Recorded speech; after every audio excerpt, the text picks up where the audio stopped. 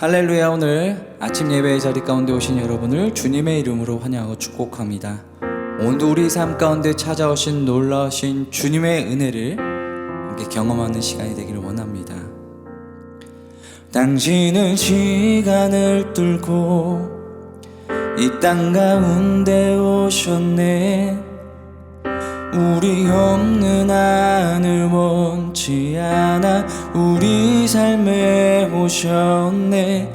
자신의 편안 버리고 우리에게 평안 주셨네. 가장 낮은 자의 모습으로 우리 삶에 오셨네.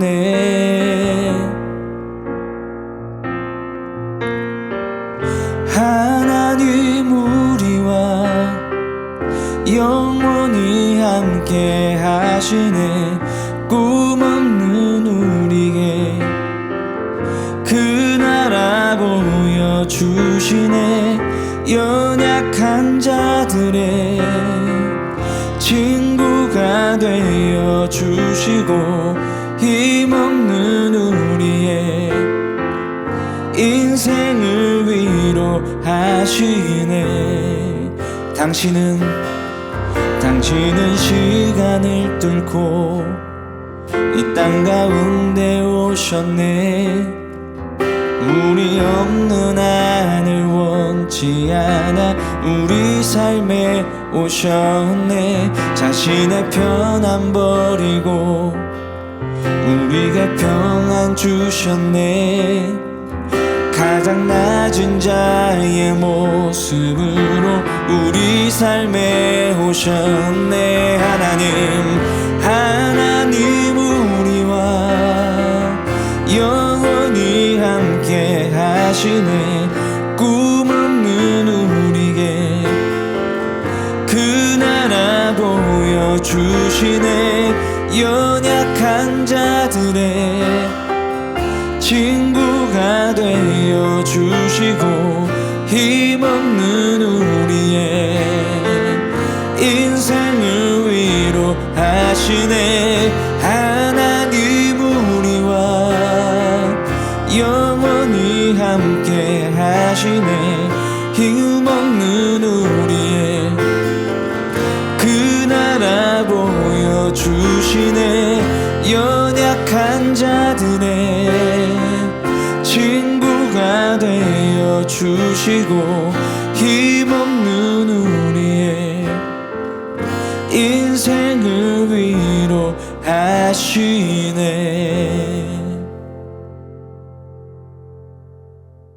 제15장. 이후에 여호와의 말씀이 환상 중에 아브람에게 임하여 이르시되, 아브라함아, 두려워하지 말라. 나는 내 방패요 너의 지극히 큰 상급이니라. 주 여호와여, 무엇을 내게 주시려 하나이까? 나는 자식이 없사오니 나의 상속자는 이 다메섹 사람 엘리에셀이니이다. 주께서 내게 씨를 주지 아니하셨으니 내 집에서 길린 자가 내 상속자가 될 것이니이다. 여호와의 말씀이 그에게 임하여 이르시되, 그 사람이 내 상속자가 아니라 내 몸에서 날 자가 내 상속자가 되리라. 하시고 그를 이끌고 밖으로 나가 이르시되, 하늘을 우러러 무뼈를 셀 수 있나 보라. 내 자손이 이와 같으리라. 아브람이 여호와를 믿으니 여호와께서 이를 그의 의로 여기시고 되 나는 이 땅을 내게 주어 소유를 삼게 하려고 너를 갈대아인의 우르에서 이끌어낸 여호와니라. 주 여호와여, 내가 이 땅을 소유로 받을 것을 무엇으로 알리이까? 나를 위하여 3년 된 암소와 3년 된 암염소와 3년 된 순양과 산비둘기와 집비둘기 새끼를 가져올지니라. 아브람이 그 모든 것을 가져다가 그 중간을 쪼개고 그 쪼갠 것을 마주 대하여 놓고 그 새는 쪼개지 아니하였으며, 솔개가 그 사체 위에 내릴 때에는 아브람이 쫓았더라. 해질 때 아브람에게 깊은 잠이 임하고 큰 흑암과 두려움이 그에게 임하였더니 여호와께서 아브람에게 이르시되, 너는 반드시 알라. 네 자손이 이방에서 객이 되어 그들을 섬기겠고 그들은 400년 동안 네 자손을 괴롭히리니 그들이 섬기는 나라를 내가 징벌할지며 그 후에 네 자손이 큰 재물을 이끌고 나오리라. 너는 장수하다가 평안히 조상에게로 돌아가 장세될 것이요 네 자손은 4대 만에 이 땅으로 돌아오리니 이는 아모리 족속의 죄악이 아직 가득 차지 아니함이니라. 해가 져서 어두울 때 연기 나는 화로가 보이며 타는 횃불이 쪼갠 고기 사이로 지나더라.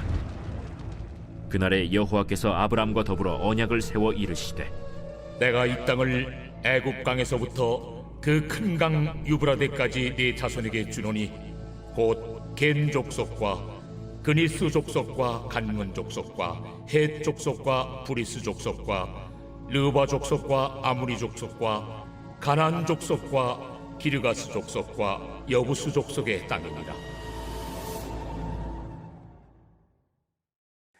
사랑하는 라이프처치 성도 여러분, 오늘은 창세기 15장 말씀을 통해서 하나님의 음성을 듣고자 합니다. 아브라함의 지금 내면 상태가 그렇게 별로 좋지 않아 보입니다. 1절에 보니까 하나님의 말씀이 환상 중에 아브라함에게 임합니다. 그러면서 아브라함에게 뭐라고 이야기하냐면 아브라함아 두려워하지 말라. 나는 내 방패요 너의 지극히 큰 상급이니라. 지금 이 얘기는 뭘까요? 아브라함이 지금 굉장히 두려움을 느끼고 있다라는 거예요. 여러 가지 유추해 볼 수 있지만 첫 번째는 롯을 구하러 전쟁에 참여했잖아요. 그러니까 자기가 보복을 당하지는 않을까에 대한 두려움이 있었던 것 같습니다. 그래서 나는 내 방패다. 내가 너를 지켜주리라. 그리고 네 상급이다 라고 이야기를 해요. 그런데 이 상급이라는 말이 아브라함의 아픈 곳을 탁 건드린 것 같아요. 여러분, 상급이라고 말할 때 이 당시의 상급은 바로 자기 자손이 상급입니다.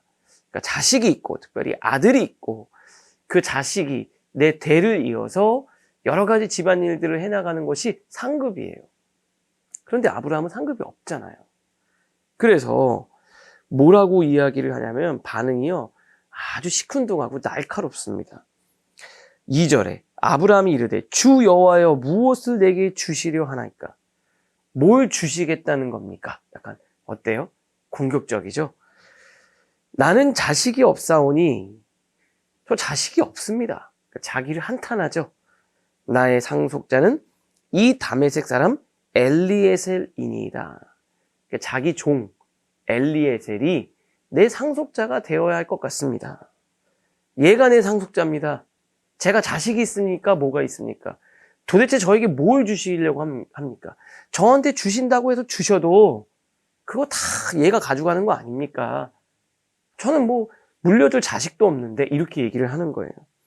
그러면서 3절에 아브라함이 또 이르되 주께서 내게 씨를 주지 아니하셨으니 하나님이 나에게 씨를 주지 아니하셨으니 자식 안 주셨으니까 내 집에서 길린 자가 내 상속자가 될 겁니다.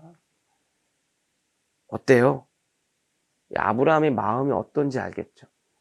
여기서 아브라함이 뭐가 두려웠냐?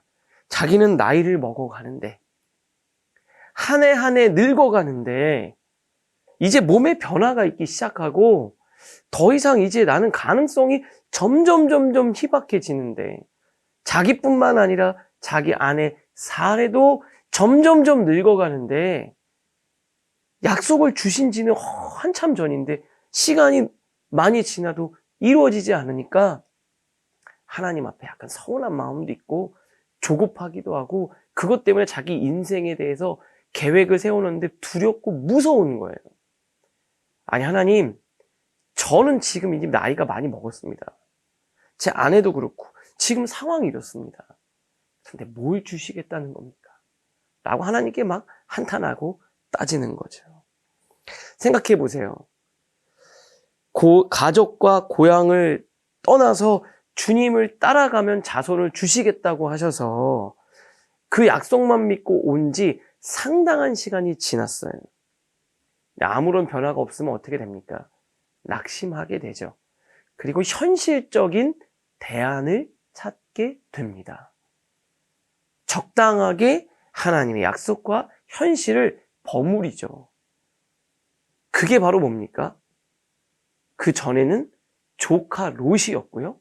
지금은 자기 집에서 기른 종 엘리에셀이 현실적인 대안이었어요.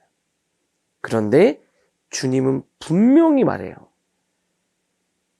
하나님의 말씀대로 네 몸에서 날 것이 씨가 너의 후손이 될 거다. 하나님 분명하게 말씀해요. 4절 여호와의 말씀이 그에게 임하여 이르시되 그 사람이 내 상속자가 아니라 내 몸에서 날 자가 내 상속자가 되리라. 아니다. 정확하게 너를 통해서 태어난 네 핏줄이 상속자가 될 거다. 인간적인 생각, 현실적인 상황을 고려해서 만든 나름대로의 대안이 있죠. 그런데 하나님은 그 대안이 아닌 정확하게 하나님의 말씀대로 주시는 대안을 이루겠다고 주님이 오늘 약속을 다시 하고 계신 거예요. 그러면서 5절에 굉장히 멋있으세요. 이끌고 밖으로 나가. 이 손을 잡고 다 끌고 나가는 거예요. 그러면서 하늘을 우러러 무뼈를 셀 수 있나 보라. 또 그에게 이르되 내 자손이 이와 같으리라. 하늘에 많은 별을 보여주는 거예요. 얼마나 멋있었을까요? 이 광야의 들판에서. 그죠? 하늘에 막 수많은 별을 보여주면서 아름다운 별을 보여주면서 막 위로해 주는 거예요. 아브라함아, 여기 별 보이지? 저 별과 같이 너의 자손이 저렇게 될 거야. 하나님이 따뜻한 음성으로 마음을 만지시고 위로해 주시는 거예요. 저는 오늘 이 말씀 묵상하면서 우리 사랑하는 라이프처치 성도님들, 이 아브라함과 같은 마음 상태 있으신 분들이 있을 거라고 생각해요. 낙심이 되죠. 하나님의 약속은 분명한데 뭐 지금 상황은 바뀐 것도 없고 나는 나이는 들어가고 점점 힘은 빠지고 시간은 가는데 도대체 언제 이게 약속이 이루어진다는 건가? 주님만 보고 따라왔는데 도대체 뭘 하나님이 주시겠다는 건가? 그 낙심된 마음, 조급한 마음, 불안한 마음이 그 안에 다 있으실 거예요. 그런데 오늘 하나님 말씀해 주세요. 반드시 그 약속이 이루어진다고. 하늘의 별을 보여주면서 이렇게 너에게 자손들을 주시겠다. 오늘 이 말씀이 우리 성도님들의 심령에 아브라함처럼 들리는 은혜가 있기를 주님의 이름으로 축복합니다. 근데 그게 중요한 게 있어요. 오늘 첫 번째 뭐가 되게 중요하냐면 가능성은 중요하지 않아요. 처음 이 약속 들을 때만 해도 아브라함은 더 젊었어요. 그러니까 가능성이 있을 거라고 생각한 거예요. 근데 지금 시간이 되니까 가능성이 점점 줄어들어요. 중요한 게 있습니다. 현실적인 상황적 가능성은 중요하지 않아요. 하나님이 하시겠다 하면 가능성은 100%고요. 하나님이 안 하시겠다고 하면 가능성은 제로인 겁니다. 하나님이 하시고자 하면 인간적인 눈으로 볼 때 가능성이 제로여도 그냥 100%가 되는 거예요. 여러분, 이게 중요한 겁니다. 여러분 눈이 볼 때 가정이, 자녀가, 남편이, 아내가, 공동체가 이거 뭐 될 것 같은데? 라고 하면 되는 거고 안 될 것 같은데? 하면 안 되는 거, 그런 거 아니에요. 하나님이 하시겠다고 하면 가능성은 100%인 거예요. 가능성 중요하지 않습니다. 확률이요? 중요하지 않아요. 하나님이 하시겠다고 하면 확률은 100%인 거예요. 그런데 하나님이 안 하시면 아무리 확률이 높아 보이고 가능성이 높아 보여도 제로인 겁니다. 안 되는 거예요. 아브라함이 볼 때는 가능성이 적어지고 확률이 희박해지는 것 같은데 하나님이 하시면 그건 그냥 100%가 되는 거예요. 가능성, 확률 중요하지 않습니다. 여러분의 인생에 있어서 하나님이 여러분의 인생에 어떻게 일하시느냐가 훨씬 중요한 거예요. 오늘 이 말씀 들린다면 현실적으로 여러분의 인생의 가능성은 낮아도 하나님이 하시고자 하면 가능성은 100%인 거예요. 우리 하나님 틀리시는 분 아니니까요. 그 하나님 보고 믿음으로 나아가실 수 있기를 주님의 이름으로 축복합니다. 그래서 어떻게 됩니까? 6절에 보니까 아브라함이 여호와를 믿으니 여호와께서 이를 그의 의로 여기시고 믿었다 그랬어요. 아하. 여러분, 사실은요, 이전에도 아브라함은 믿었어요. 믿음이 있는데 믿음이 좀 약해져요. 하나님 말씀이 들리면 믿음이 또 생기는 거예요. 하나님께서 아브라함의 믿음을 만들어 가신다는 게 중요한 거예요. 정말 믿음과 은혜가 막 충만했을 때가 있죠. 그런데 오늘은 정말 안 될 것 같고 영적으로 막 침체가 돼요. 그런데 오늘 또 하나님 말씀이 들리면 믿음이 생기는 거예요. 오늘 낙심되고 좌절되고 조급하고 그래서 정말 불안하고 두려운 여러분들에게 오늘 이 하나님 말씀이 들려서 아브라함이 믿음을 가졌던 것처럼 여러분들도 오늘 마음에 믿음을 갖게 되는 역사가 있기를 주님의 이름으로 축복합니다. 하나님이 아브라함에게 믿음을 주신 거예요. 아브라함의 믿음이 자라고 있다는 거예요. 믿음이 성장한 거예요. 여러분들도 아브라함처럼 믿음이 자라고 믿음이 성장하고 믿음이 다시 그 안에서 솟게 되는 놀라운 역사가 있기를 주님의 이름으로 축복합니다. 오늘 낙심한 분, 실망한 분, 인간적인 생각으로 현실적인 대안을 찾고 있는 분들에게 오늘 찾아오셔서 주님이 이 말씀을 들려주시기를 저는 오늘 그렇게 하나님이 해주실 거라고 확신해요. 여러분은 이 말씀 듣고 기도할 때 하나님이 그 믿음을 주실 거예요. 그리고 하나님 반드시 역사해 주실 겁니다. 그리고 난 다음에 그 뒤에 하나님이 7절에 또 이렇게 얘기해요. 이 땅을 내 소유로 주겠다.